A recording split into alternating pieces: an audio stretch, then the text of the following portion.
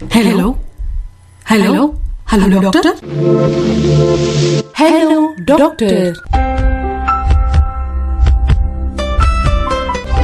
Hello doctor நிகழ்ச்சி. So இன்றைக்கி hello doctor நிகழ்ச்சிக்கு யார் வந்திருக்காங்க அப்படின்னு பார்த்தீங்க அப்படின்னா, எதை பற்றி பேச போகிறோம் அப்படின்னு பார்த்தீங்கன்னா, டயரியா அதாவது வயிற்றுப்போக்கு குறித்து குழந்தை நல மருத்துவர் டாக்டர் எஸ் பாபு அவர்கள் கூட தான் இன்றைக்கி நம்ம பேச போகிறோம்.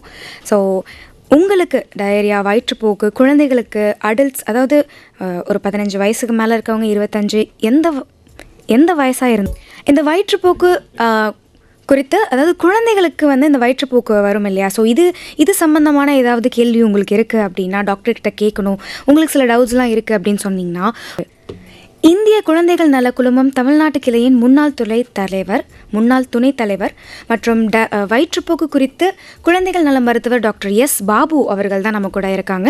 அவர்கிட்ட வந்துட்டு அவர் பீடியாட்ரிஷியன். ஸோ நம்ம குழந்தைகளுக்கு இந்த வயிற்றுப்போக்கு காரணமாக நிறைய பேரண்ட்ஸ் டக்குன்னு டயரி ஆகுது, எனக்கு என்ன பண்ணுறதுனே தெரியல அப்படின்னு சொல்லிட்டு சின்ன சின்ன விஷயங்கள் இருக்கும். நம்ம குழந்தைனால யூஸ்வலாக பயப்படுவோம் இல்லையா, ஸோ ஹாஸ்பிட்டலுக்கு நம்ம தூக்கிட்டு குடுக்குன்னு போயிடுவோம். ஸோ அந்த மாதிரி நிறைய கேள்விகள் உங்களுக்குள்ளே இருக்கும். அந்த மாதிரி கேள்விகள்லாம் இருக்கிறப்போ நீங்கள் இப்போ டாக்டருக்கு கால் பண்ணி நீங்கள் உங்களோட டவுட்ஸ்லாம் கிளியர் பண்ணிக்கலாம். நீங்கள் உங்களோட கேள்வியை கேட்கணும் அப்படின்னா உடனே ஃபோன் எடுங்க, டயல் பண்ணுங்கள் 29860038 மற்றும் 2952055554. வெறும் குழந்தைகள் மட்டும்தான் கேட்கணுமா, பெரியவங்களுக்குலாம் கேட்கலாமா அப்படின்னு நீங்கள் கேட்டிங்கன்னா, ஆக்சுவலி டாக்டர் சைல்ட் ஸ்பெஷலிஸ்ட் தான் ஃபஸ்ட்டு விஷயம். உங்களுக்கு ஏதாவது பேசிக் கொஷின்ஸ் இருந்தாலும் நீங்கள் கேட்கலாம், சார் கண்டிப்பாக சொல்லுவார். ஸோ ஃபஸ்ட்டு நான் கேள்வி கேட்டுறேன் சார். வணக்கம் சார். வணக்கம் சார். சார் என்னோட முதல் கேள்வி இன்றைக்கி குழந்தைகளுக்கு வயிற்றுப்போக்கு ஏற்படுவதற்கான காரணம் என்ன, முதல்ல பேசிக் தெரிஞ்சுப்போம் நம்ம. அதாவது வயிற்றுப்போக்குன்னு சொல்லும்போது இன்ஃபெக்ஷன் ரிலேட்டட் தான், தொற்று. அது எப்படிலாம் வரலான்னு சொன்னோம்னா, நம்ம உணவு மூலயமா வரலாம், இல்லை நம்ம அருந்துகிற தண்ணீர் மூலயமா வரலாம், தன் சுத்தம் சொல்கிறோம் இல்லைங்களா, ஹேண்ட் வாஷ், ஹேண்ட் ஹைஜீன், கை சுத்தம், தன் சுத்தம், இது மூலயமா வரலாம். அதுக்கப்புறம் குழந்தைகளுக்குன்னு சொல்லும்போது பாட்டிலில் பால் குடிப்பாங்களே, ஃபீடிங் பாட்டில், அதனால் வரலாம். அப்புறம் குழந்தைங்க பொதுவாக சின்ன குழந்தைங்களாம் 2 வயசுக்குள்ளே இருக்கிற குழந்தைங்களாம் ஏதாவது விளையாட பொம்மைங்கள்லாம் கொடுத்தோம்னாக்கா வாயில் வச்சு சப்பி பார்ப்பாங்க, கடிச்சு பார்ப்பாங்க, கீழே மேலேயும் போடுவாங்க, அதை திரும்ப வாயில் வைப்பாங்க, விளையாடிட்டே இருப்பாங்க. டக்குன்னு எடுத்து ஏதாவது ஒரு ஸ்நாக் ஐட்டம் கையை கழுவாமல் சாப்பிடுவாங்க. இதெல்லாம் தான் மெயின் காரணம். உணவு மற்றும் தண்ணீர், கை சுத்தம், தன் சுத்தம், இதெல்லாம் ப்ராப்பராக பராமரித்தோம்னாக்கா இதை தடுக்கலாம். இது மூலியமாக தான் யூஸ்வலாக வருது. ஓகேங்க சார். சரி, இப்போது நீங்கள் சொன்னீங்க 2 வயசு குழந்தை வரைக்குமே கண்டிப்பாக குழந்தை எது கையில் எடுத்தாலும் வாயில் வைக்க தான் ஃபஸ்ட்டு அதுக்கு தெரியும். வேறு அதை எப்படி பிடிச்சி பார்க்கறத விட எதுவாக இருந்தாலும் வாயில் வச்சு பார்க்குற ஒரு விஷயம் இருக்குல்ல. ஸோ இப்படி எல்லா பொருளையுமே வாயில் எடுத்து வைக்கிறப்போ இதோட இப்போ இன்ஃபெக்ஷன் ஆகும், அதனால் வயிற்றுப்போக்கு இருக்குது அப்படின்னா இது ஒரு நார்மலான ஒரு விஷயமா இருக்குது. இதுவே கொஞ்சம் டேஞ்சரஸாக ஆகிறதுக்கான வாய்ப்பு நிறையா இருக்கா? இல்லை, ஃபஸ்ட்டு நம்ம இதை தடுக்கிறது எப்படின்னு பார்க்கணும். நல்ல கேள்வி நீங்கள் கேட்டது. குழந்தைங்க எதையுமே ஒரு 6 மாதத்துக்கு மேலே இருக்கிற குழந்தைங்களாம் எதை கொடுத்தோம்னா கையில் பிடிப்பாங்க, 5 மாதத்துக்கு மேலேயே கையில் பிடிப்பாங்க. 6 மாத குழந்தைங்களாம் ஒரு கையிலேருந்து இன்னொரு கைக்கு மாற்றுவாங்க, கையிலேருந்து வாய்க்கு கொண்டு போவாங்க. அப்போ என்ன ஒன்றாக்கா அவங்க எதை பார்த்தாலும் கலராக இருக்கிற பொம்மைங்களை பார்த்தாங்கனாக்கா அந்த வாயில் வைக்க தான் தோணும். அவங்க வாயில் வச்சு தான் அதை வித்தியாசப்படுத்தி பார்க்குற மாதிரி இருப்பாங்க அவங்க, அந்த மூல வளர்ச்சியை பொறுத்த வரைக்கும். அதனால் எல்லாத்தையும் வாயில் வைக்கணும்னு பார்ப்பாங்க. அந்த வாயில் வைக்கிறத தடுக்கிறதுன்றது கஷ்டம் தான் நீங்கள் சொன்ன மாதிரி. அதனால் நான் பொதுவாக என்ன சொல்லுவேன்னா, நம்ம பொம்மைங்களை வாங்கக்கூடியது கழுவக்கூடிய பொம்மைங்களாக வாங்கணும். வாஷபிள் டாய்ஸ்ன்னு சொல்கிறோம் இல்லைங்களா, அந்த மாதிரி பொம்மைங்களாக வாங்கணும். பட் அதில் தான் பெயிண்ட் எல்லாம் அடிச்சிருக்கக்கூடாது. பெயிண்ட் அடித்தது இல்லைன்னா அவங்க சப்பனாங்கன்னா அந்த பெயிண்ட் எல்லாம் உள்ளே போகலாம். அதனால் க்ரானிக் லெட் பாய்சன் சொல்லக்கூடிய சில பிரச்சனைகள் வரலாம். இந்த இன்ஃபெக்ஷன் பற்றி நம்ம இன்றைக்கி பேசுகிறதுனால இது பொம்மைங்களை கழுவக்கூடிய பொம்மைங்களாக வாங்கணும். அந்த பொம்மைங்களை கூட ரவுண்டாக இருக்கணும், அடிப்படக்கூடிய, இப்போ ஏரோப்ளைனோ ராக்கெட்டோ அந்த மாதிரி இருந்தால் பார்க்குறதுக்கு அழகாக இருக்கும். ஆனால் அது கூராக இருக்கும் இல்லைங்களா, அதெல்லாம் கண்லேயோ வாய் உள்ளேயோ கூட காயப்படுத்தக்கூடிய வாய்ப்பு நிறைய இருக்குது. ஸோ அந்த மாதிரியும் இருக்கக்கூடாது. கழுவக்கூடிய பொம்மைகள் குழந்தைங்கள என்ன பண்ணோன்னா, ஒரு 8 மாதம் குழந்தைய உட்கார வச்சுன்னா உட்காருவாங்க, சப்போர்ட் இல்லாமல் கூட உட்காருவாங்க, பின்னாடி நம்ம சப்போர்ட் பண்ணாமல் கூட. அப்போ அந்த மாதிரி குழந்தைங்கள பெரிய பெட்ஷீட், வீட்டில் சுத்தமான ஒரு பெட்ஷீட்டில் அதில் வேணால் உட்கார வைக்கலாம். 8 மாதத்துக்கு மேலே இருக்கிற குழந்தைங்கள அவங்களுக்கு கொடுக்குற அந்த பொம்மைங்களை கழுவுன பொம்மைங்களாக அப்போ போட்டோம்னா குழந்தை எடுத்து விளையாடும் போது வாயில் வச்சாலும் கீழே வந்தாலும் அந்த பெட்ஷீட்டில் தான் உடம்பு சுத்தமாக இருக்கும்ன்றதுனால அந்த கழுவி வச்சுருக்கோன்றதுனால அது போன்ற தொற்று நோய்கள் வரத்துக்கான வாய்ப்பு வந்து ரொம்ப குறைச்சல். ஸோ இது ஒரு முக்கியமான முறை அதை தடுக்கிறதுக்கு. Okay sir. சார் இன்னொன்று, இப்போது இந்த குழந்தைங்க தவில ஆரம்பிச்சிச்சுன்னு வச்சுக்கோங்களேன், இன்னும் கொஞ்சம் நிற்க ஆரம்பிச்சிச்சுனாலும் அந்த மூளையில் ஏதாவது ஒரு மண் அந்த மாதிரி டக்குன்னு தூசி இருந்தால் டக்குன்னு எடுத்து வாயில் அவங்க போட்டுடுறாங்க. அந்த மாதிரி இருக்கிற பட்சத்தில் நம்ம குழந்தைங்கள 24/7 பார்த்துட்டே இருக்க முடியாது இல்லையா? அப்போது டக்குன்னு அவங்க என்ன சாப்பிட்டாங்க ஏது சாப்பிட்டாங்கன்னு நம்மளுக்கு தெரியாது. டக்குன்னு அவங்களுக்கு வந்து உடம்பு சரியில்லாமல் போயிடும், ஒரு வயிற்றுப்போக்கு இருக்குன்ற பட்சத்தில் நம்ம ஃபஸ்ட் எய்ட் மாதிரி வீட்டில் என்ன பண்ணலாம் டாக்டருக்கு போகிறதுக்கு முன்னாடி? நீங்கள் வந்து வயிற்றுப்போக்குக்கு ஃபஸ்ட் எய்ட் கேட்குறீங்க இல்லையா? அதுதானே. சரி, இப்போ அதுக்கு முன்னாடி ஒரே ஒரு பாயிண்ட் சொல்லிடுறேன். ஏன்னா நீங்கள் சொல்ல வந்தது எல்லாத்தையும் வாயில் வைப்பாங்க அப்படின்னு சொல்கிறது வந்து சில பாய்சன்ஸ்லாம் கூட ஆகிடும் சொல்லலைங்களா? அது போன்ற விஷ மருந்தின நிலைமை இல்லாமல் கூட ஆகிடும் சில. அதாவது எப்படின்னாக்கா, இப்போ 1 வயசுலேருந்து 4 வயசுக்குள்ளே இருக்கிற குழந்தைங்க தான் நீங்கள் சொல்கிற மாதிரி நடக்க ஆரம்பித்து ஓடலாம் ஆரம்பிப்பாங்க. எல்லாத்தையும் கலராக தான் இருக்குன்னு வாயில் வைப்பாங்க. அப்போ வந்து வீட்டில் ஏதாவது இப்போது ஃபார் எக்ஸாம்பிள் இந்த கொசுக்கான மருந்தெல்லாம் வச்சுருப்பாங்க இல்லைங்களா? நான் பேர் சொல்ல விரும்பல.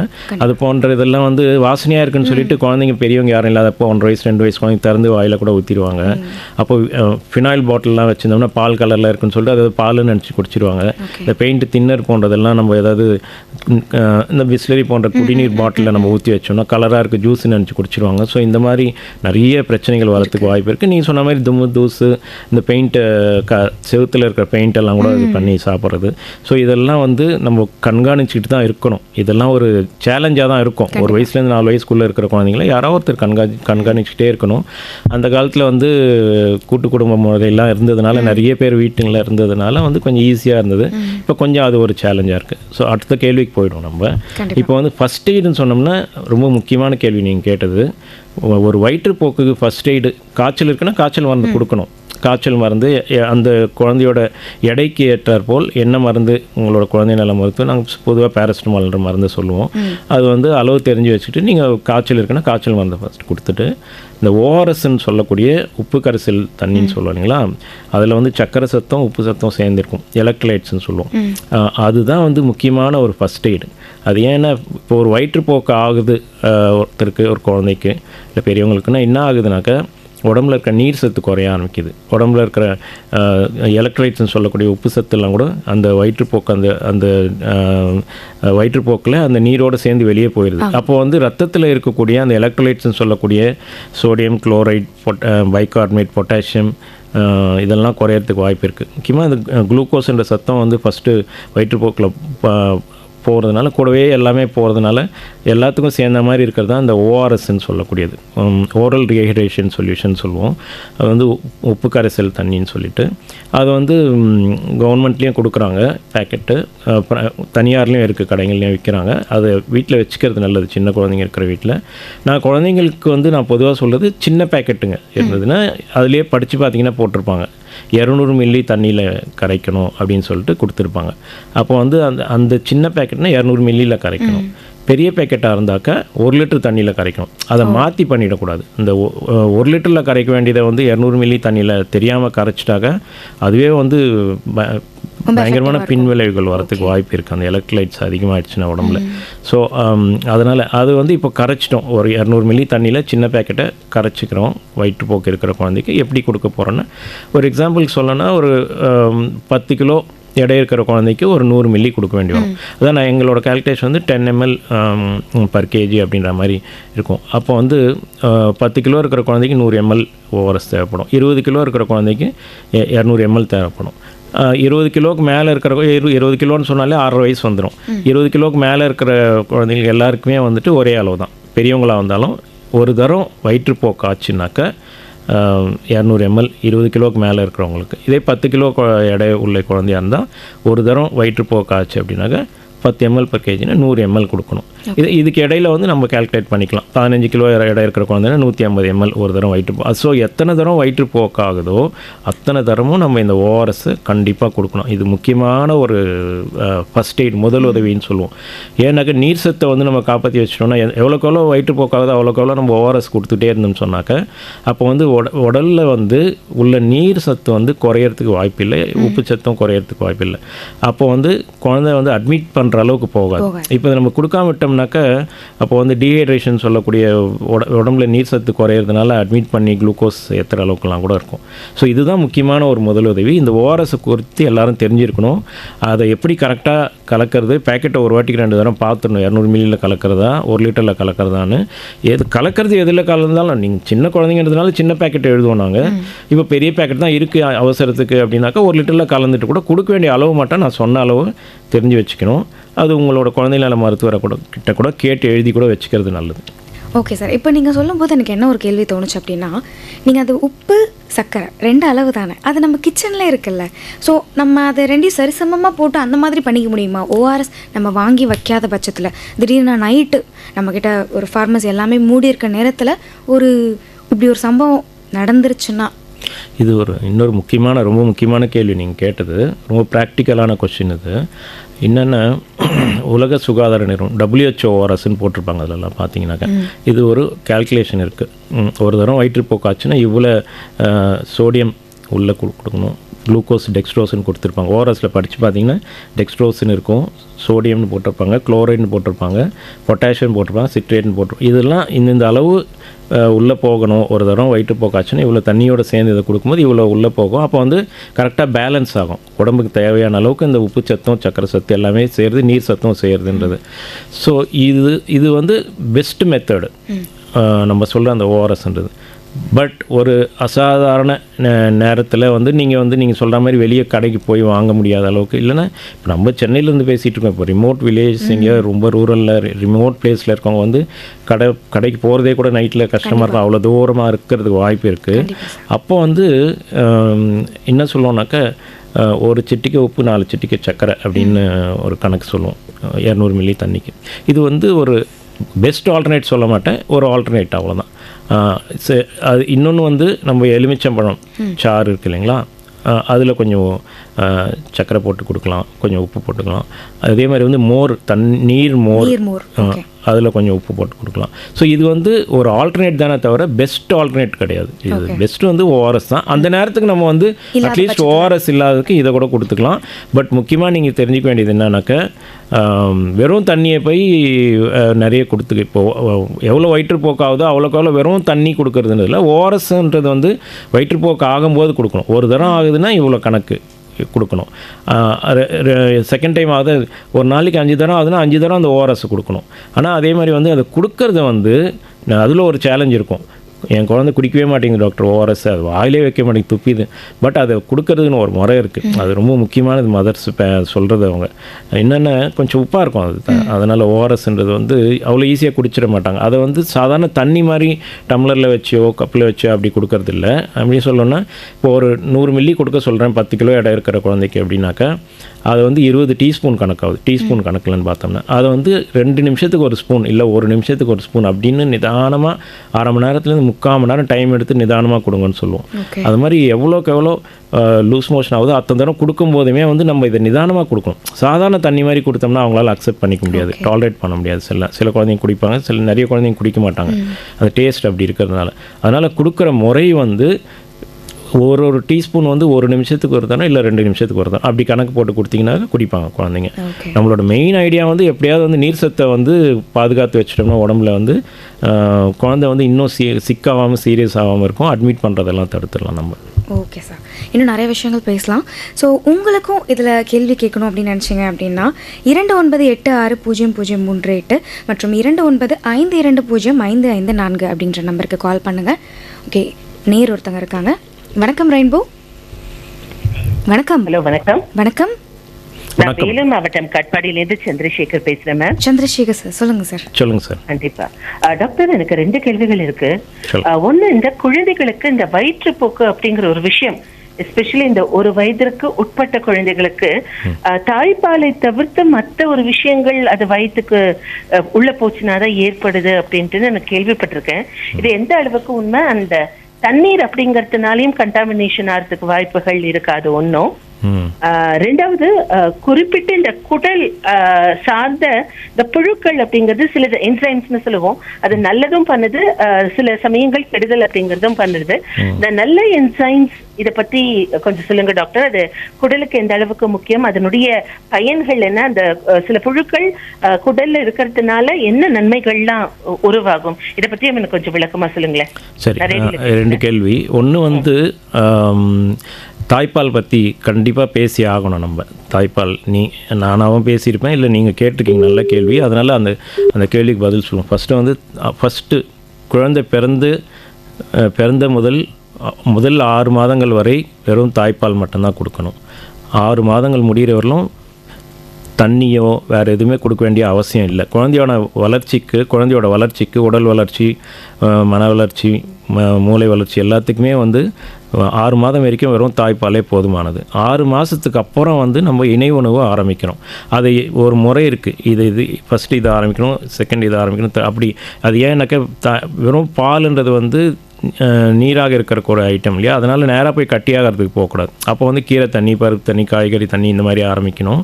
அதுக்கப்புறம் வந்து சத்து மாவு கஞ்சி போன்றது கவர்மெண்ட்லேயும் கொடுக்குறாங்க, ப்ரைவேட்லேயும் நாங்கள் சொல்லுவோம் கேழ்வரகு கஞ்சி போன்றது, அப்புறம் பழச்சாறு இது மாதிரி ஐட்டமு. அதுக்கப்புறம் வந்துட்டு மெதுவாக வந்து வேக வைத்த காய்கறிகள் கேரட், பீட்ரூட், கீரை, உருளைக்கிழங்கு இது. அதுக்கப்புறம் வந்து சாதம், கஞ்சி, பருப்பு சாதம், தயிர் சாதம், இட்லி, இடியாப்பம் இது இந்த மாதிரி ஒரு ப்ரோக்ரஸில் இருக்கணும். இது ஃபஸ்ட்டு வந்து நீராகாரமாக கொடுக்கணும், அப்புறம் கொஞ்சம் செமி சாலிடாக கொடுக்கணும், அப்புறம் தான் வந்து நம்ம சாப்பிடக்கூடிய மாதிரி ஐட்டம்ஸை கொஞ்சம் சாலிட் ஃபுட்டை கொடுக்க ஆரம்பிக்கணும். இதில் வந்து முக்கியமானது என்னன்னாக்கா இதெல்லாம் கொடுக்கும்போது தண்ணியும் கொடுக்க ஆரம்பிக்கணும். 6 மாதம் வரைக்கும் தண்ணி கூட தேவையில்லைன்னு சொன்னேன் இல்லைங்களா. 6 மாதத்துக்கு அப்புறம் இணை உணவுலாம் கொடுக்க ஆரம்பிக்கும் போது தண்ணீரும் கொடுக்கணும். அது எது கொடுத்தாலும், இந்த உணவு நான் சொன்னது கொடுத்தாலும் சரி, இணை உணவாக இருந்தாலும் நம்ம கொடுக்குற நீராக இருந்தாலும் சுத்தமானதாக இருக்கணும். வீட்டில் செஞ்சு கண்ணுக்கு எதிர்க்க நம்ம செஞ்சு சுத்தமாக வச்சு அதை வந்து ரொம்ப டிலே பண்ணாமல் ரொம்ப நேரம் டைம் எடுத்து அப்படியே 3 மணி நேரம் 4 மணி நேரம்லாம் வச்சுருக்காமல் ஃப்ரெஷ்ஷாக கொடுக்கறது நல்லது. 1. 2வது வந்து கொடுக்கறதுக்கு முன்னாடி கப்பு ஸ்பூனில் வச்சு கொடுக்க சொல்கிறோம் அப்படின்னாக்கா குழந்தைங்களுக்கு வந்துட்டு இன்னொரு வாட்டி கழுவுங்க, கப்பு ஸ்பூன் இன்னொரு வாட்டி கழுவுங்க. இல்லை உங்கள் கையால் எடுத்து ஊட்ட போகிறீங்க குழந்தைக்கு அப்படின்னாக்க கையை சோப் போட்டு இன்னொரு வாட்டி கழுவிட்டு கொடுக்கணும். இது முக்கியமானது. அதேமாதிரி தண்ணி கொடுக்க ஆரம்பிக்கும் போது தண்ணி வந்து காய்ச்சி ஆற வச்ச தண்ணியாக இருக்கும். என்னை பொறுத்தவரையிலும் தண்ணி எப்படி குடிக்கணும், சுத்தமான தண்ணி அப்படின்னா என்னை பொறுத்தவரையிலும் நம்ம கண்ணுக்கு எதிர்க்க கொதிக்குது பாருங்கள், அந்த காலத்துலேயே நாங்கள் சொல்கிறோம் இல்லைங்களா, அந்த மாதிரி தண்ணீர் வந்து கொதிக்க வைத்து ஆற வைத்த நீர் தான் வந்து என்னை பொறுத்தவரையிலும் சுத்தமான நீராக இருக்க முடியும். அதனால் தாய்ப்பால் 6 மாதம் வரைக்கும் வரும் தாய்ப்பால். இணை உணவு மற்றது உணவுலாம் ஆரம்பிக்கும் போது தண்ணீர்லாம் வந்து சுத்தமானதாக இருக்கணும். அது சுத்தமாக இருக்குது அப்படின்னாக்கா கண்டிப்பாக வயிற்றுப்போக்கு போன்ற நோய்கள் வரத்துக்கு வாய்ப்பு இருக்குது. 1. 2வது நீங்கள் கேட்க வந்தது வந்து குடல் புழு நல்லது நீங்கள் நான் என்ன நினைக்கிறேன், இந்த ப்ரோபயோட்டிக்ஸ்ன்னு சொல்லுவோம். சில நல்ல நுண்கிருமிகள் குடலில் எல்லாருக்குமே இருக்கும். அந்த மாதிரி கிருமிகள் வந்துட்டு குடலில் இருக்கிறது நம்மளுக்கும் நல்லது, அதுவும் நம்மக்கிட்டேருந்து தேவையானது எடுத்துக்குது, நம்மளுக்கும் அது நல்லது செய்யுது. ஸோ அந்த மாதிரி அதுதான் வந்து இந்த வயிற்றுப்போக்கில் வந்து அதனால தான் நாங்கள் வந்து ப்ரோபயோட்டிக்ஸ்லாம் கொடுப்போம் நாங்கள். ஸோ அந்த மாதிரி ஐட்டம்ஸ்லாம் வந்து நம்ம கொடுத்தோம்னாக்கா அந்த வாஷ் அவுட் ஆகிடும். சில நேரத்தில் அந்த வயிற்றுப்போக்கு ஆகும்போது குடலில் இருக்கக்கூடிய நல்ல கிருமிகள்லாம் வந்து வாஷ் அவுட் ஆகிறதுனால, வெளியே போயிடுறதுனால அதை நம்ம திரும்ப வந்து செலுத்தி அந்த குடலை வந்து சரியான ஒரு சமநிலையில் அதை வைக்கணும், அந்த கிருமிகளை. அதுதான் அதை நம்ம அந்த மாதிரி கொடுக்கறது. நீங்கள் 2 இது நீங்கள் கேட்க வந்தது கரெக்டாக புரிஞ்சு கேட்டிங்களா தெரியல. 1 வந்து நீங்கள் நல்ல புழுக்கள்னு ஒன்று சொல்ல வந்தீங்க. புழுக்கள் வந்துட்டு நம்ம அசுத்தமாக இருக்கும்போது, இல்லை குழந்தைங்க கையை கழுவாமல் சாப்பிடும்போது, மண்ணில் விளையாடிட்டு வந்து அப்படியே சாப்பிடும்போது, சில குழந்தைங்க மண்ணே சாப்பிட்றது அந்த மாதிரி இருந்துச்சுன்னா வந்து புழுக்கள், ஏன்னா அதிலெல்லாம் பூச்சி முட்டை இருக்கும், அந்த முட்டை வந்து உள்ளே போயிட்டு பொறிச்சு புழுவாக மாறும். 1. 2வது வந்து நகமெல்லாம் கரெக்டாக கட் பண்ணி வைக்கிறது, இதெல்லாம் சொல்லுவாங்களா அது. 3வது வந்துட்டு இந்த காய்கறிகள், பழங்கள்லாம் கூட ஒரு நல்லா கழுவிட்டு சாப்பிட்றது நல்லது முடிஞ்ச வரையிலும். ஏன்னா அதெல்லாம் வயக்காட்டிலேருந்து கொண்டு வர ஐட்டம் இல்லையா, அதிலெல்லாம் கூட பூச்சி முட்டைகள் இருக்கிறதுக்கான வாய்ப்பு இருக்குது. அதனால் அதெல்லாம் கொஞ்சம் கழுவிட்டு சாப்பிட்றது நல்லது. ஸோ இதெல்லாம் முக்கியமானது. Okay sir. ஸோ அவங்க வந்து 2 கேள்வி கேட்டாங்க இல்லையா? 2 கேள்விக்கும் பதில் சொல்லியாச்சு. ஒன்று வந்து ஃபஸ்ட்டு இந்த உணவு மற்றும் நீர் வந்து சுத்தமாக இருக்கணுன்றது. 2வது வந்துட்டு அந்த ப்ரோபயோட்டிக்னு சொல்லுவோம், அந்த மாதிரி ஐட்டம்ஸு. அதுக்கப்புறம் வந்துட்டு இந்த புழுக்கள் பற்றி கேட்டதுனால அதுவும் நம்ம டச் பண்ணியிருக்கோம். Okay sir. இன்னொரு நேர் இருக்காங்க. வணக்கம் ரெயின்போ. வணக்கம். ஹலோ, வணக்கம் சார், சொல்லுங்கள், யார் எங்கேருந்து பேசுகிறீங்க? கும்பகோணத்துலேருந்து பேசுகிறோம். சொல்லுங்கள் சார், டாக்டர். வணக்கம் ஐயா. வணக்கம் ஐயா, சொல்லுங்கள் சார். அது வந்து என்னுடைய பேத்திக்கு 7 வயசு இருக்குங்க. சரியாவே சாப்பிட மாட்டேங்குது. என்ன சார்? எப்பத்துலேருந்து அப்படி இருக்காங்க? இப்போ ஓரளவு ஊட்டி விடும் போதெல்லாம் ஓரளவு சாப்பிட்டுச்சுங்க. இப்போ ஸ்கூலுக்கு போகுது, சரியா சாப்பிட மாட்டாங்க. இல்லை, இப்போது ஒரு 2 வாரம் 3 வாரமாக 1 மாதமாக தான் இப்படி இருக்கா, இல்லை கொஞ்சம் எப்பவுமே அப்படி தான் இருப்பாளா? இல்லை, எப்பவுமே ஆன்லைன் லீனாக இருக்குங்க.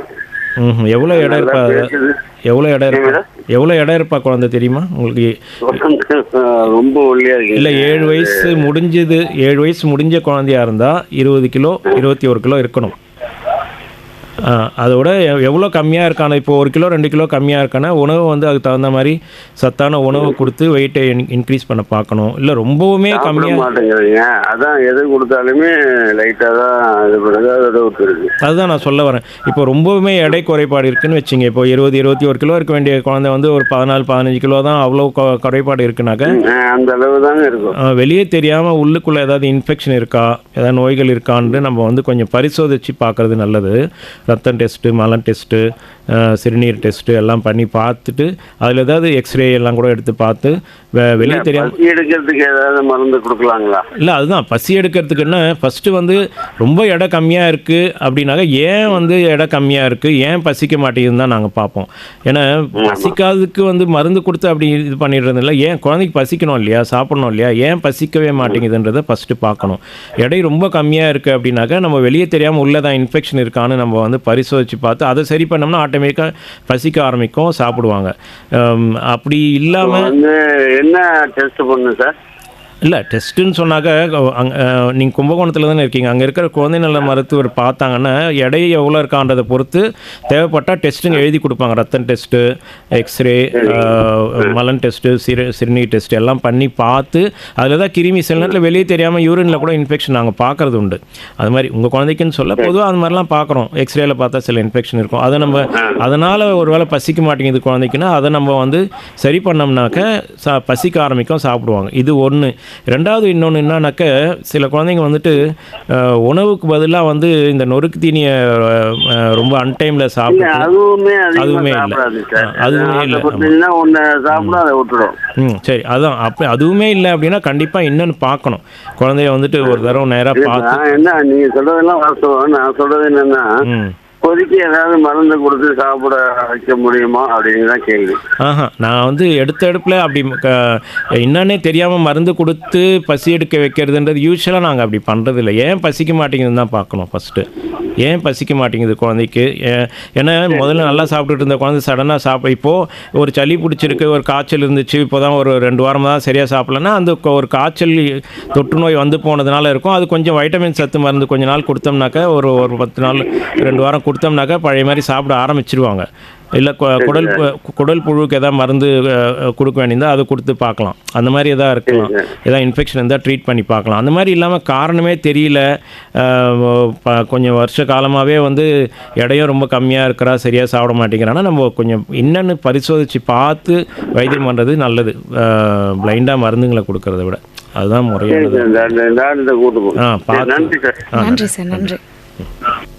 அதாவது என்ன பிரச்சனைனே தெரியாமல் நம்ம வந்து எடுத்தோன்னே ஏதாவது எடுத்துக்கிட்டோம், மருந்து எதுவாக இருந்தாலும் அது வேலை செய்யணும்ல சார், ஃபஸ்ட்டு அந்த ஒரு விஷயம் இருக்குது. ரொம்ப கரெக்ட் நீங்கள் சொன்னது. என்ன பசி எடுக்கிறதுக்கு மருந்து அப்படின்றது ஏன் பசிக்கலாம் தான் நாங்கள் மருத்துவராக வந்து ஏன் பசிக்க மாட்டேங்குது குழந்தைக்குன்னு பார்க்கணும்.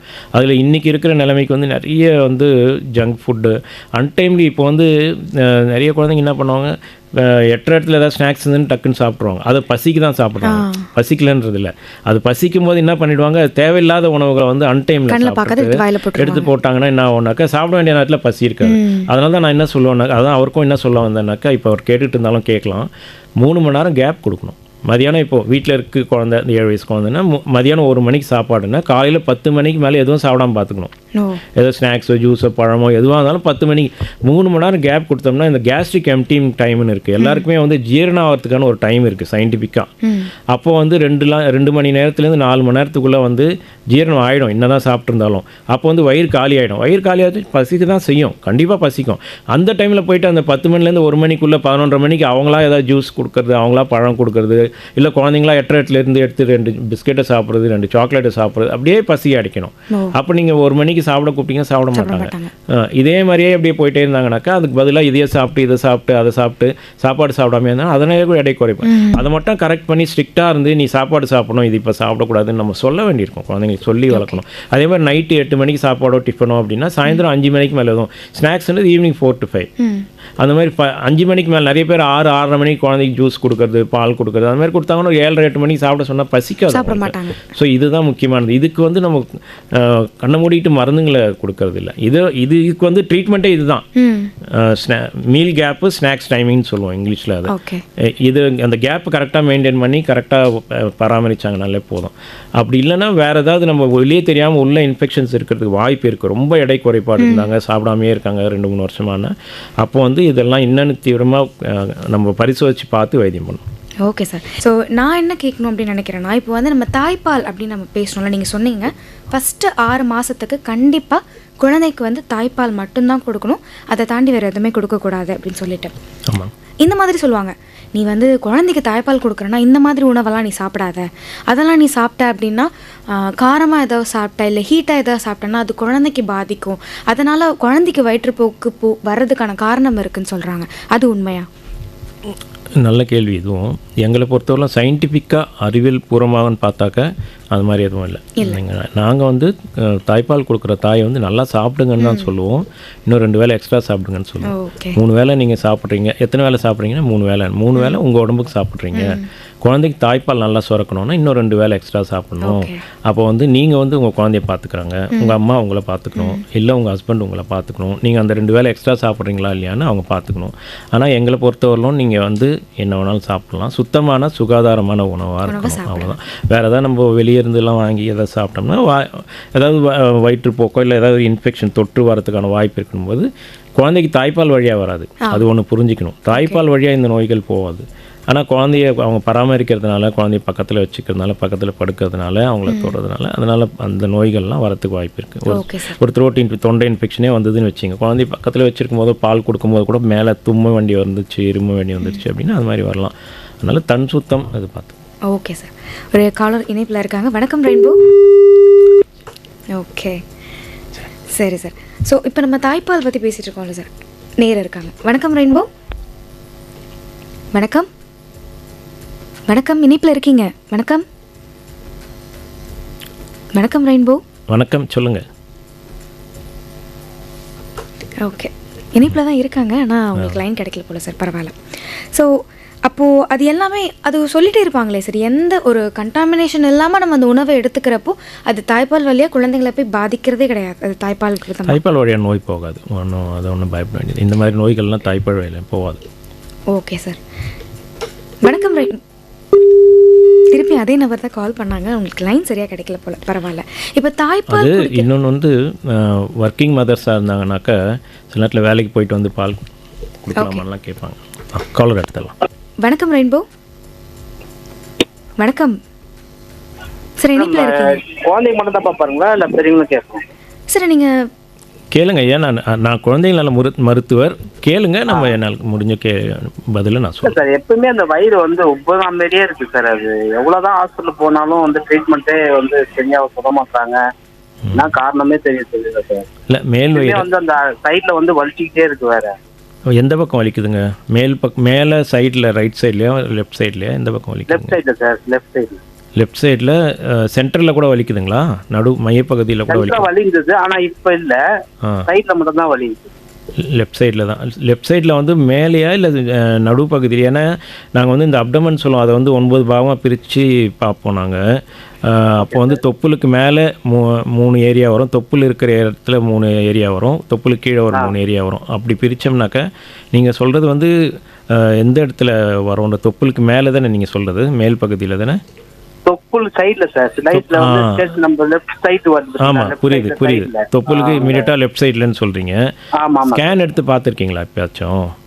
அல்ட்ராசவுண்ட் ஸ்கேன் எடுக்கல சார். ஆனா நீங்கள் ஒரு வாட்டி பாருங்கள். அதாவது இதுதான் நான் சொல்லலை, அந்த இடம் நீங்கள் சொல்கிறது வந்து கிட்னி கற்கள் ஏதாவது உருவாச்சுன்னா கூட நீங்கள் சொல்கிற மாதிரி ஒரு வலி இருந்துக்கிட்டே வந்துக்கிட்டு போயிட்டு இருக்கோம். நீங்கள் சொல்கிற இடம் அந்த மாதிரியான ஒரு இடம் அது இருக்கிறதுக்கு வாய்ப்பு இருக்குது. ஒரு வாட்டி ஸ்கேனும் பார்க்கணும். நீங்கள் இதுக்காக மருத்துவர் பார்த்துருக்கீங்க, ஏதாவது பண்ண சொல்லியிருக்காங்க, டெஸ்ட் பண்ண சொல்லியிருக்காங்கன்னா பண்ணுங்கள். இல்லைன்னா கூட நீங்கள் ஒரு குடல் வயிறு மற்றும் குடல் சம்மந்தப்பட்ட ஒரு மருத்துவரை பாருங்கள். உபசம்னு ஒன்று சொன்னீங்க இல்லையா, அவங்களையும் பாருங்கள். குடல் வயிறு சம்மந்தப்பட்ட மருத்துவர்கள். நீங்கள் எந்த ஊரில் இருக்கீங்க ஐயா? சென்னையா?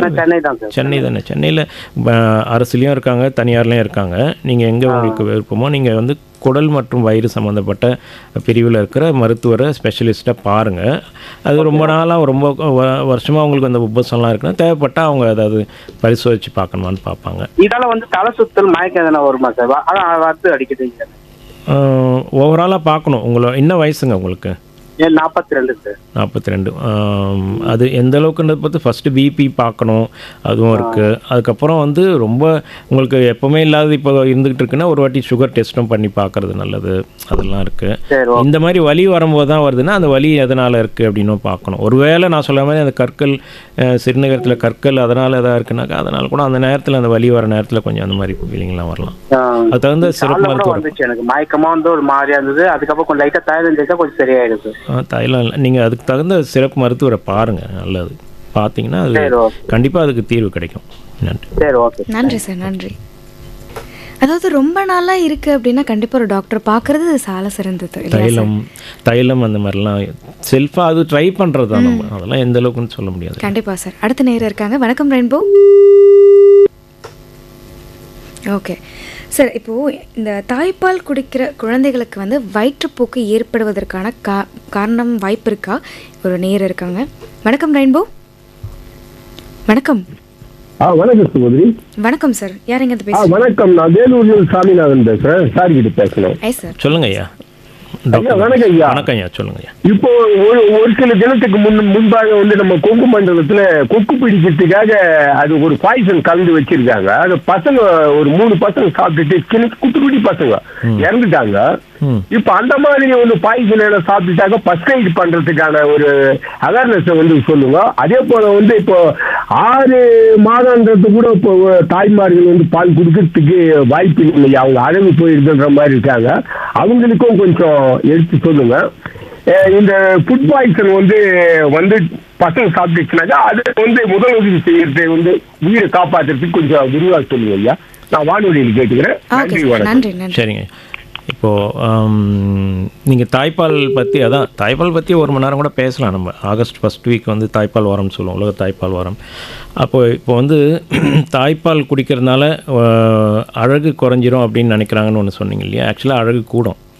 ஏன்னாக்க அவங்க எவ்வளோக்கு எவ்வளோ தாய்ப்பால் கொடுக்குறாங்களோ அவ்வளோக்கு எவ்வளோ வந்து நம்ம ஒருவேளை கொஞ்சம் எடை அதிகமாக இருக்கிறவங்களா இருந்தால் அவங்க தோலுக்கு இருக்கிற இந்த ஃபேட் கண்டென்ட் சொல்லுங்க, கொழுப்பு சத்துலாம் கரைய ஆரம்பிக்கும். அப்போ வந்து அழகு ஆக்சுவலாக கூட தான் செய்யுமே தவிர குறையாது. அது முக்கியமானது. அது மட்டும் இல்லாமல் வந்து அவங்களுக்கு தாய்க்குமே வந்து கர்ப்பப்பை சம்மந்தப்பட்ட நோய்கள்லாம் வர்றது வந்து அறிவியல் பூர்வமாக வந்து சில கேன்சர்லாம் கூட ப்ரிவெண்ட் பண்ணுது அப்படின்லாம் கூட நம்ம பார்க்குறோம். ஸோ அது தாய்ப்பால் கொடுக்கறது நல்லது. எந்த விதத்துலேயும் வந்து அழகு குறையாது, அழகு கூட தான் செய்யும். அது ஒன்று. இந்த பாய்சன் சொல்லும்போது விஷம் அருந்தி இதுக்கு அப்படின்னும்போது ஃபஸ்ட் எய்டுன்னு சொன்னாக்க சிலதுக்கு வந்து இந்த வயிற்றை க்ளீன் பண்ணுறதுன்னு சொல்லுவோம். இந்த உப்பு தண்ணி கொடுத்து இல்லை நாங்கள் வந்து சலைன் வாட்டர் கொடுத்து ஸ்டமக் வாஷ்னு கொடுப்போம். சிலதுக்கு வந்து அதை பண்ணவே கூடாது. அது மாதிரி சிலதெல்லாம் இருக்குது. அதனால் வந்துட்டு என்னை கேட்டால் இந்த மாதிரி ஒன்று ஏதோ ஒரு விஷத்தன்மை அப்படின்னு சொன்னாக்க அருகில் இருக்கிற மருத்துவமனைக்கு கூட்டிகிட்டு போகிறது நல்லது. இமீடியட்டாக எங்கே பக்கத்தில் எங்கே இருந்தாலும் சரி, அது என்ன விஷயன்றதும் தெரிஞ்சு சில நேரத்தில் ஆரம்பத்தில் என்னன்னு தெரியாது. அது என்னன்னு கண்டுபிடிக்கணும். அதுக்கு தகுந்த மாதிரி வைத்தியம் பண்ண வேண்டியிருக்கும். அதனால் இப்போது சில ஐட்டம் இப்போ வந்து ஆசிட் கொரோசிவ்லாம் சொல்லுவோம். அந்த மாதிரி இதுக்கெல்லாம் வந்து சிலது பண்ணக்கூடாதுன்னு சொல்லுவோம். சிலதுக்கு வந்து நம்ம வந்து ஸ்டமக் வாஷ் கொடுக்கலான்னு சொல்லுவோம். அதனால் அது ஒன்று. இப்போ ஃபஸ்ட்டு வந்துட்டு பக்கத்தில் இருக்க டாக்டரை பார்க்குறது தான் நல்லதுங்க. செல்ஃபாக இது பண்ணுறத விட அது ஒரு ப்ராட் டாப்பிக்கு தனித்தனியாக எடுத்து வச்சு தான் நிறைய பேச வேண்டியிருக்கும் நம்ம அப்படி விஷயம் அப்படின்னு சொல்கிறத பொறுத்தவரைக்கும். ஆனால் வந்து அதுவே ஃபுட் பாய்சன் ஒன்று சொல்ல வந்தீங்களே, ஃபுட் இன்ஃபெக்ஷனாக எதாவது இருந்ததுனாக்க அதனால் வயிற்றுப்போக்கு ஆகலாம். அதாவது நம்ம வந்து சரியாக பராமரிக்காத உணவை சாப்பிட்டோம்னாக்க, சரியாக பராமரிக்காத ஒரு நீராக இருந்துச்சுனாக்க அதனால் வந்து ஃபுட் இன்ஃபெக்ஷன் வரலாம். அதையும் வந்து ஒரு ப்ராட் டேர்மில் ஃபுட் பாய்சன்னு சொல்கிறது உண்டு. அது கரெக்டான இது கிடையாது. அது வந்து ஃபுட் இன்ஃபெக்ஷனாக இருக்கும். அது வந்து தகுந்த முறையில் வைத்தியம் பண்ணலாம். அதில் வயிற்றுப்போக்கு இருக்குது அப்படின்னாக்கா அதுக்கு தான் இந்த ஓஆர்எஸ்ன்றது நம்ம கொடுக்குறோம். இந்த ஓஆர்எஸ்ன்றது நம்ம முதலுதவி எப்படி கொடுக்கணுன்றது நான் சொல்லியிருக்கேன் இல்லையா, எந்த இடைக்கு எவ்வளோ கொடுக்கணும், எப்படி கொடுக்கணும் அப்படின்லாம் சொல்லியிருக்கேன். அதை பார்த்துக்கணும். இன்றைக்கி வந்து நம்ம வயிற்றுப்போக்கை பற்றி பேசுறதுனால அதை இன்னும் கொஞ்சம் டீட்டெயிலாக பேசிடலாம். Okay sir. ஸோ நான் ஒரு கேள்வி கேட்டிருந்தேன். என்னென்னா, தாய்ப்பால் குடிக்கிற குழந்தைகளுக்கு வயிற்றுப்போக்கு வருமா? ஆமாம். இதையே இன்னொன்று எப்படி கிளாரிஃபை பண்ணலான்னா, பால் குடிக்கிற வெறும் தாய்ப்பால் குடிக்கிற குழந்தைங்க வந்துட்டு பிறந்த குழந்தையிலேருந்து 6 மாதம் வரைக்கும் முதல்ல வந்து ஒரு 2 மாதம் 3 மாதத்துக்குலாம் வந்து பால் 2 விதமாக மலம் கழிப்பாங்க. சில குழந்தைங்க ஒரு நாளைக்கு 5-6 தரம் கொஞ்சம் போவாங்க. அதுவும் நார்மல் தான். சில குழந்தைங்க வந்து 3 நாள் 4 நாள் 5 நாளுக்கு ஒரு வாட்டி போவாங்க, கட்டியாக போவாங்க. இது ரெண்டுமே நார்மல்னு சொல்லுவோம் நாங்கள். ஏன்னா தாய்ப்பாலில் வந்து வெளியே வரதுக்கு ஆக்சுவலாக ஒன்றும் கிடையாது. ஆனால் அந்த மாதிரி குழந்தைங்க வந்து யூரின் சிறுநீர் தான் நல்லா கழிக்கணும். ஒரு நாளைக்கு அட்லீஸ்ட் 6-7 முறையாவது சிறுநீர் கழிக்கணும்னு சொல்லுவோம். அப்போ வந்து குடிக்கிற பால் பத்துதுன்னு அர்த்தம் குழந்தைங்களுக்கு. அதில் வந்துட்டு இந்த கொஞ்சம் திரியாக தண்ணி கலந்த மாதிரி ஆரம்பத்தில் போகும். நீங்கள் கேட்ட ரொம்ப நல்ல கேள்வி. ஆரம்பத்தில் வந்து பிறந்த குழந்தைங்களுக்கு திரியாக தண்ணி கலந்த மாதிரி கொஞ்சம் நாளைக்கு போகும். 2-3 வீக்ஸோ 1 மந்த்தோ அப்படி போகும். அது ஒன்றும் பயப்பட, வெறும் தாய்ப்பால் கொடுக்குறவரெல்லாம் பயப்படுறதுக்கு ஒன்றும் இல்லை. ஓகே. நம்ம தாய்ப்பால் கூட வந்துட்டு நாட்டு மருந்து கொடுக்குறேன், கஷாயம் கொடுக்குறேன், வசம்பு கரிச்சி நாக்கில் வைக்கிறேன், தேன் கொடுக்குறேன், அப்புறம் வந்து காரம் கொடுக்குறேன், கசப்பு கொடுக்குறேன், குளுக்கோஸ் தண்ணி கொடுக்குறேன், இது மாதிரி நிறைய பண்ணுவாங்க. இதெல்லாம் பண்ணாதான் பிரச்சனைங்க வரும். தாய்ப்பால் வந்து சுத்தமானதுங்க. தாய்ப்பால் வந்து எதிர்ப்பு சத்து கூட நிறைய இருக்குது. மலேரியா வராமல் பார்த்துக்குது, நிமோனியாவுக்கு இருக்குன்றோம், வயிற்றுப்போக்கு வராமல் பார்த்துக்குதுன்றோம். அதனால் எல்லா விதத்துலையும் தாய்ப்பால் கொடுக்கும்போது கொஞ்சம் கழிகிற மாதிரி இருக்குனாங்க பயப்படுறதுக்கு ஒன்றும் இல்லை. அதுலேயே வந்துட்டு ஏதாவது வேறு ஏதாவது இப்போ நீங்கள் சொன்ன மாதிரி மற்றதெல்லாம் எதாவது கொடுக்குறாங்கன்னா கண்டிப்பாக நம்ம அதனால் எதாவது இன்ஃபெக்ஷன் ஆகிருக்கான்னு பார்க்கணும் நம்ம. Okay sir. ரேராக வந்து லாக்டோஸ் இன்டாலரன்ஸ்ன்றது வந்து ரொம்ப ரேரான ஒரு கண்டிஷன். இப்போ வந்துட்டு இந்த குடற்புழு அப்படின்னு வந்து சொல்லும்போது அதுக்கான மாத்திரை வந்து குழந்தைகளுக்கு 3 மாதத்துக்கு ஒரு தடவை கொடுங்க அப்படிங்கிற மாதிரி ஒரு ஏன்னா அவங்க எங்கேயாவது விளையாடுவாங்க, இஷ்டத்துக்கு எதையாவது ஒன்று சாப்பிட்றது, அந்த மாதிரி சில விஷயங்கள் இருக்கும்ல சார். அந்த மாதிரி 3 மாதத்துக்கு ஒரு தடவை அந்த டேப்லெட்ஸ், அந்த டேப்லெட் பேர் என்னங்க சார்? ஆல்பெண்டோ அல்ல, நிறைய இருக்குது. அதில் மெபெண்டசோல் இருக்குது, ஆல்பெண்டசோல் இருக்குது, நெட்டோசாக்சனைட்னு கொடுப்போம், பெப்பரசன் சிட்ரேட்னு கொடுப்போம், பைரண்டல் பாமேட், நிறைய வகைகள். அது நிறைய பேருக்கு தெரிஞ்சிருக்காது. இந்த ஆல்பெண்டசோல் தான் பொதுவாக நிறைய பேருக்கு தெரிஞ்சிருக்கும். இதில் 5-6 வகையான மருந்துகள் இருக்குது. அதில் குடல் புழு நாங்கள் வந்து சிலது இப்போ வந்து ஒரு சிலர் எந்த மாதிரி மாமிச உணவு சாப்பிட்றவங்களா இருந்தால், இப்போது ஆட்டு இறைச்சி சாப்பிட்றவங்க, மாட்டு இறைச்சி சாப்பிட்றவங்களா இருந்தால் அதுக்கு தகுந்த மாதிரி, பன்றி இறைச்சி சாப்பிட்றவங்கன்னா அதுக்குன்னு சிலது பார்த்து கொடுக்கறது உண்டு நாங்கள் தேவைப்பட்டால். இதில் வந்து நீங்கள் கேட்டது வந்து 3 மாதத்துக்கு ஒரு தடவை ரொட்டீனாக கொடுக்க வேண்டிய அவசியம் இல்லை. 3 மாதத்துக்கு ஒரு வாட்டி பூச்சி வருதோ இல்லையோ கொடுக்கணும். ஆனால் 3 மாதத்தில் பூச்சி வருது, மலம் கழிக்கும் மோஷனில் வந்து பூச்சி வருது, கண்ணுக்கு தெரியுதுன்னா கொடுக்க வேண்டியது தான். ஓகே. 3 மாதம் பொறுத்து கூட தேவைப்பட்டால் கொடுக்கணும். சில பேருக்கு ஆனால் வருஷத்துக்கு ஒரு தரம் உலக குடற்புழு அவேர்னஸ் சொல்கிறாங்க, விழிப்புணர்வு நாள் அப்படின்ட்டு உலக குடற்புழு விழிப்புணர்வு நாள் அப்படின்ட்டு ஒன்று இருக்குது இல்லையா, நேஷ்னல் டிவோர்மிங் டேன்னு சொல்லிட்டு அன்றைக்கி வந்து கவர்மெண்ட்டே அனௌன்ஸ் பண்ணுறாங்க. நாங்கள் எல்லாம் அவேர்னஸ் கொடுக்குறோம். அன்றைக்கி எல்லாரும் எடுத்துக்கிறது நல்லது. அதுதான் யூனிஃபார்மாக எல்லாரும் குடும்பத்தில் இருக்க அத்தனை பேரும் எடுத்துக்கிறது நல்லது. இதுக்கு இடையில வந்துட்டு பூச்சி வருது மோஷனில் அப்படின்னாக்க 3 மாதத்துலேயே கூட தேவைப்பட்டால் எடுக்கலாம். சார், இப்போ நம்ம அதை கண்டுக்காமல் விட்டுட்டோம் அப்படின்னு வச்சுக்கோங்களேன், இதனால் நம்மளுக்கு இந்த வயிற்றுப்போக்கு குழந்தைகளுக்கு வர்றதுக்கான காரணம் இருக்கா? வயிற்றுப்போக்குன்னு சொல்கிறத விட அந்த மாதிரி குடற்புழுக்கள் இருக்கும்போது உடம்புல இருக்க ரத்தத்தை உறிஞ்சிக்கிற தன்மையும் இருக்குது. அதனால் அனிமியா போன்ற ரத்த சோகை வரத்துக்கு வாய்ப்பு இருக்குது, எடை குறைபாடும் வரத்துக்கு வாய்ப்பு இருக்குது. ஒரு சிலர்லாம் நாங்கள் பார்த்துருக்கோம், அப்படியே உள்ள நிறைய புழு சேர்ந்து பால் மாதிரிலாம் மாதிரிலாம் இருக்கும். ஓகே. குடலையே அடைச்சிக்கிட்டு மலம் வெளியே வராமல் ஆப்ரேஷன் பண்ணி அந்த குடலை எடுக்கிறதுலாம் ரேர். பட் அதுக்காக பயப்படுவானா, ரொம்ப ரேர். அது ரேர் கேஸ். ரொம்ப ரேர். பட் அதுவும் ஆகிறதுக்கு வாய்ப்பு இருக்குது. அப்படியே ஒரு பந்து மாதிரி குடலில் வந்து புழுக்கள் உருவாயிருக்கும், அப்படியே சுற்றிட்டு நிற்கும். அதை வந்து ஆப்ரேஷன் பண்ணி கூட எடுக்கிறதும் உண்டு. அது மாதிரி கூட அது வந்து யூஸ்வலாக வந்து ரொம்ப சத்து குறைபாடு இருக்கிற குழந்தைங்க, மால்நியூரிஷன் சொல்லுவோம், அவங்களெல்லாம் சிலருக்கு ஆகும். Okay sir. ஸோ நிறைவாக நீங்கள் நேயர்களுக்கு குழந்தைகளை பற்றி இப்போ இந்த வயிற்றுப்போக்கு நம்ம இவ்வளோ விஷயம் பேசணும், பொதுவாக நீங்கள் என்ன சொல்ல விரும்புகிறீங்க சார்? முதல்ல சொன்னதே தான். ஃபஸ்ட்டு வந்து குழந்தைகள் பிறந்து 6 மாதம் வரைக்கும் வெறும் தாய்ப்பால் வரைக்கும் கொடுக்கணும். 6 மாதத்துக்கு மேலே இணை உணவு கொடுக்கணும். இணை உணவு நான் சொன்ன மாதிரி சுத்தமான சுகாதாரமான உணவாக இருக்கணும். நீர் வந்து சுத்தமான சுகாதாரமான நீராக இருக்கணும். கொடுக்குற கப்பு, ஸ்பூனோ, பிளேட்டோ எதுவாக இருந்தாலும் கொடுக்கறதுக்கு முன்னாடி என்னோட கூட கழுவி கொடுங்க. கழுவி தான் வச்சுருப்போம், இருந்தாலும் கழுவி கொடுங்க. அதே மாதிரி வந்து குழந்தைக்கு கையில் ஊட்டுறோம் அப்படின்னு சொன்னாக்க கண்டிப்பாக சோப் போட்டு கையை கழுவிட்டு குழந்தைக்கு ஊட்டுங்க. இது முக்கியமானது. குழந்தைங்கள வந்து நான் சொன்ன மாதிரி வெளியே உணவு முடிஞ்ச வரைக்கும் வெளியே உணவை தவிர்த்துட்டு வீட்டில் செய்கிற உணவை கொடுக்கறது நல்லது. அப்புறம் வந்து இந்த முதலுதவி நான் சொன்ன மாதிரி ஓஆர்எஸ், அந்த விழிப்புணர்வு இருக்கணும். ஓஆர்எஸ் கொடுக்கறது, அதை எப்படி கலக்கணும், எப்படி எவ்வளோ கொடுக்கணும், எவ்வளோ எடைக்கு எவ்வளோ கொடுக்கணும், அதை எவ்வளோ நிதானமாக கொடுக்கணும், இதெல்லாம் பார்க்கணும். அதே மாதிரி வந்துட்டு இந்த வயிற்றுப்போக்குன்றதை பொறுத்த வரைக்கும் குழந்தைய வந்துட்டு இது ஒரு முதலுதவி தான். மருத்துவர்கிட்ட கூட்டிகிட்டு போகிறது நல்லது எப்போவுமே. அப்படி போகும்போது வந்து குழந்தைக்கு வந்துட்டு இப்போ இதுலேயே சிவியர் டீஹைட்ரேஷன் சொல்லுவோம். இப்போ அழுதா கூட தண்ணி வராது உடம்புல, அந்தளவுக்கு நீர் சத்து குறைஞ்சிருக்கும், யூரின் போகிறது குறைஞ்சிருக்கும், சிறுநீர் கழிகிறது குறைஞ்சிருக்கும், கண்ணில் தண்ணி வராது, கண்ணெல்லாம் உள்ளே போன மாதிரி இருக்கும், நாக்கெல்லாம் அப்படி தோல்லாம் ரொம்ப வறண்டு போயிருக்கும். ஸோ சங்கன் ஐஸ் அதெல்லாம் சொல்லுவோம். இதெல்லாம் வந்து சிவியர் டீஹைட்ரேஷன் கூட. அப்படியே குழந்தை வந்து லெத்தார்ஜிக்காக சோர்வாக இருக்கும், கண்ணை திறந்து பார்க்க கூட இன்ட்ரெஸ்ட். அப்படிலாம்னாக்கா நம்ம ஓஆர்எஸ் சரியாக கொடுக்காம விட்டு நிறைய நீர் சத்து குறைஞ்சிருக்குன்னு அர்த்தம். அது சிவியர் டீஹைட்ரேஷன். அதெல்லாம் இமீடியட்டாக அட்மிட் பண்ணி குழந்தைங்களுக்கு வந்துட்டு குளுக்கோஸ் ஏற்றி கூட அதை சரி பண்ண வேண்டியிருக்கும் இமீடியட்டாக. அதுக்கப்புறம் ஓஆர்எஸில் இது பண்ணிக்கலாம். ஒன்று. ரெண்டாவது வந்துட்டு தடுப்பூசிகளை பற்றி நம்ம இன்னும் பேசலை. தடுப்பு மருந்துகள் இருக்குது. ரோட்டா வைரஸ்க்குன்னு கவர்மெண்ட்டில் கூட இப்போ வந்து ஒரு வகையான வைரஸ், அது வந்து பிறந்து ஒரு 2 வயசுக்குள்ளே ரொம்ப காமனாக இன்ஃபெக்ஷன் வரலாம், மற்ற வயசுலேயும் வரலாம். ஸோ அந்த ரோட்டா வைரஸ்ன்ற தடுப்பு வாய் வழியாக கொடுக்குற மருந்து வந்து 2 தவணையில் கொடுக்குறதும் இருக்குது, 3 தவணையில் கொடுக்குறதும் இருக்குது, சில பிராண்டை பொறுத்து. அது அரசுலேயும் கொடுக்குறாங்க, தனியார்லேயும் கொடுக்குறாங்க. அந்த மாதிரி தடுப்பு மருந்துகளை கொடுக்கறது நல்லது. மீசில்ஸ் போன்ற தடுப்பு ஊசியும் இருக்குது, அந்த மாதிரி தடுப்பூசிகளை போடுறதும் நல்லது. ஓவராலாக வந்து குழந்தைங்கள சுத்தமாக வச்சுக்கிறது. இப்போ போய் வெளியே விளையாட போனாங்கன்னா எங்கேயாவது ட்ரைனேஜ் கிட்டே போய் விளையாட போகிறது, அங்கே எங்கேயாவது கீழே கிடக்கிறது எடுத்து சாப்பிட்றது, இதெல்லாம் கொஞ்சம் முக்கியமானது. அதுக்கப்புறம் வந்து டாய்லெட் சானிடேஷன் சொல்லுவோம். நம்ம கழிப்பறையை வந்து சுத்தமாக வச்சுக்கணும். கழிப்பறை வந்து சுத்தமாக இருக்கணும். சுத்தமாக இல்லைனாக்கா அதுலேயே கிருமிகள் சேர்ந்து அதுலேயே நோய்கள் வரத்துக்கு வாய்ப்பு இருக்குது. ஸோ இதெல்லாம் தான் ஓவராலாக வந்து இதெல்லாம் இந்த விழிப்புணர்வு இருக்கணும்.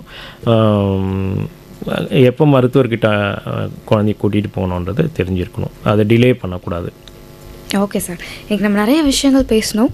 Thank you so much sir. நிறைய இன்ஃபர்மேஷன், அதாவது தாய்ப்பால் வந்து எனக்கு ஃபஸ்ட்டு ஒரு காலர் சொன்னார், தாய்ப்பால் கொடுக்கறதுனால அழகு கம்மியாகிடும் அப்படிங்கிறது. ஆனால் அந்த ஒரு மித் இருக்க தான் செய்யுது சார், பரவாயில்ல. ஸோ அந்த மாதிரி நிறைய விஷயங்கள் நீங்கள் வந்து இன்றைக்கி ஷேர் பண்ணியிருந்தீங்க சார். குழந்தைங்களுக்கு வந்து வயிற்றுப்போக்கு ரொம்ப சீரியஸாக எல்லாருமே எடுத்துகிட்டு ஹாஸ்பிட்டல் திடீர்னு போயிடுவாங்க. அப்படிங்கிற பட்சத்தில் எந்த நேரத்தில் எவ்வளோ ஓஆர்எஸ் எடுத்துக்கணும், இல்லைனாலும் எப்படி எடுத்துக்கலாம், எவ்வளோ மில்லி, அந்த மாதிரி ரொம்ப டீட்டெயில்டாக சொன்னீங்க சார். இன்னும் ஒன்று என்னென்னாக்கா வயிற்றுப்போக்கில் வந்து இன்னொன்று டிசென்ட்ரின்னு சொல்லக்கூடியதாக இருக்குது. ரத்தத்தோடு கலந்து போதா, ரத்தம்லாம் வெறும் தண்ணியாக போதா அப்படின்றதும் ஒன்று இருக்குது. ஸோ அது வந்து சீதபேதின்னு சொல்லுவோம் இல்லையா, அது மாதிரி இருக்கிறது கண்டிப்பாக ஆன்டிபயோட்டிக் கொடுக்க வேண்டியிருக்கும், அது மருத்துவரை பார்க்க வேண்டியிருக்கும். காலரான்றது பேரும் வந்து நம்ம தெரிஞ்சுக்கிறதுனால காலரான்னு சொல்லக்கூடிய ஒரு வகையான கிருமி, விப்ரியோ காலரான்னு சொல்லுவோம். அதனாலேயும் வயிற்றுப்போக்காகலாம். அது வந்து இந்த மாதிரி ட்ரைனேஜ் வாட்டர் அது இது கலக்கும் போது அந்த மாதிரி நேரத்தில் கொஞ்சம் அவுட் பிரேக்காக கூட வந்துடலாம், அந்த ஏரியாவிலே கூட நிறைய வரலாம். அதனால் இதெல்லாம் வந்துட்டு நம்ம நீரை சுத்தமாக காய்ச்சி குடித்து சுத்தமான உணவை சாப்பிட்டு கையை நல்லா சோப் போட்டு கழுவிட்டு சாப்பிட்டு கண்ட இடத்துல வெளியே வந்து கண்ட இடத்துல வச்சு விற்கிறத சாப்பிடாம ஈமிக்கிறத சாப்பிடாம சுத்தமானதை சாப்பிட்டோம்னா இதெல்லாம் தடுத்துக்கலாம்.